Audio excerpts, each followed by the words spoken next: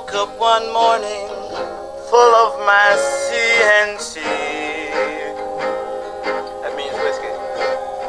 I woke up one morning full of my CNC. Special reserve. Could nobody in this world satisfy me?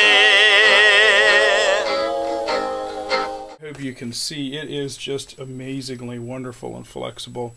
It feels great in the hand. It's easy to roll up like this. It's just highly flexible and just perfect for runs from your tube amplifier to your loudspeakers. That's what it was originally intended to do. Now, I've had some questions I've had a lot of good reports out there. Audio hobbyists in the Orient have been using this for a long time now. And as you can see, there's a lot of really nice inert cotton liner here. And you strip this rubber back and you can see again how nice and flexible. Look how new that looks on the inside. It's actually still shiny. And again, this is an interesting feature of this and lots of 1930s wire. It's got a beautiful rose tint to it. And it's like this all throughout because it's corrosion free. It's not a PVC jacket like later wires use. If this old wire from the 1930s could speak, it would have a lot to say. Really quite literally, as it was used in the cinema for audio distribution for the very first talkies, the very first movies with sound.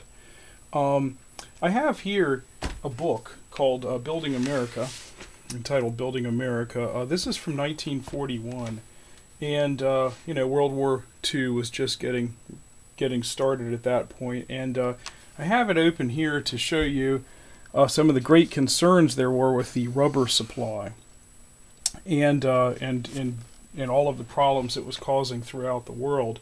Rubber at that time had to be sourced from the East Indies and locations like that, exactly the places where Japan was invading.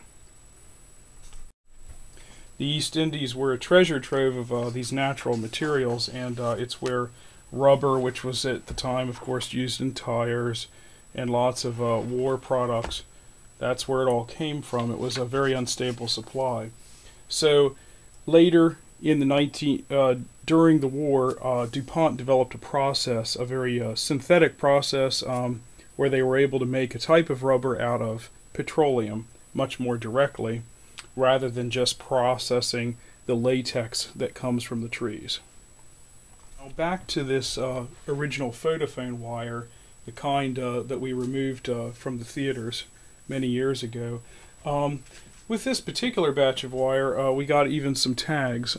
This was entitled the RCA commercial sound section. This wire was intended for use with side fill loudspeakers. And along with the natural rubber, or much more natural latex rubber product that they used, the liner is also a cotton dependent, and it's very soft. You can bend these back and forth lots. This is almost a dead anneal type wire, and I've been getting lots of reports from tube audiophiles at this point that are just in love with this. It was perfect for a direct from amplifier run of almost any length, as I'm going to show you here in just a minute. But very easy to strip as well. It's just wonderful to work with wire. It's lasted at 80 years at this point, so it's going to last your entire lifetime as long as it's taken care of. I'm pulling it back just a little bit further now. You can see how they ran the cotton around the wire. So when you get to the ends, when you strip it near your speaker or amplifier, it's very, very attractive here. And you can treat it with a little bit of heat shrink if you want, or just leave it natural as it is. But it's just very, very nice, rugged, yet delicate wire. And let me tell you, I've been hearing, this is the only thing we use here for our loudspeakers because of its extremely nice neutral tone. Unwrap the outer cotton layering, which bundles the two center conductors together. Again, it's really excellent United States pre-war quality here. Now we're looking at the black and white conductors, the part that actually will carry your audio, and I'm going to strip these now. This is the piece I just stripped, and as you can see, it's that same wonderful rose color of copper. Very neutral, low capacitance, soft, low resistance. Nothing here that could ever really negatively affect your sound. So now we have the two ends that I just stripped connected white to white, as you can see. And I'm going to pan over to our B&K precision impedance meter, which will inject a true audio signal at 1,000 and 10,000 cycles and report. Again, it's in a spool here on the table, and that's not the ideal way to simulate true conditions. In reality, it's going to be running along your living room floor. But just to demonstrate the low resistance of this wire, we're going to take a look here.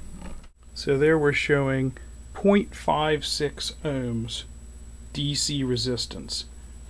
That's for an entire 28-foot section, or right about 9.2 meters of wire.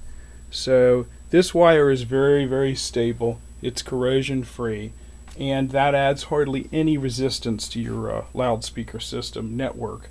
In reality, a tube amplifier is never going to react to that at all. Now I've switched this to True Z, which is actual impedance, simulating a 1,000 cycle signal into this 28-foot run of wire, and we're showing 0.555 ohms. That's 1/2 of an ohm at 1,000 cycles. And it will be available on our store in various lengths, long and short. And buy it while it's available, as it was used by all of the best audio equipment of the era. Western Electric and Irby in the 1930s and 40s. Jensen and Moshiograph of the 1930s and 40s. And of course Altec and Lansing of the 1930s through 1950s. So be sure to visit HiFiTown.com for interesting antique audio and parts.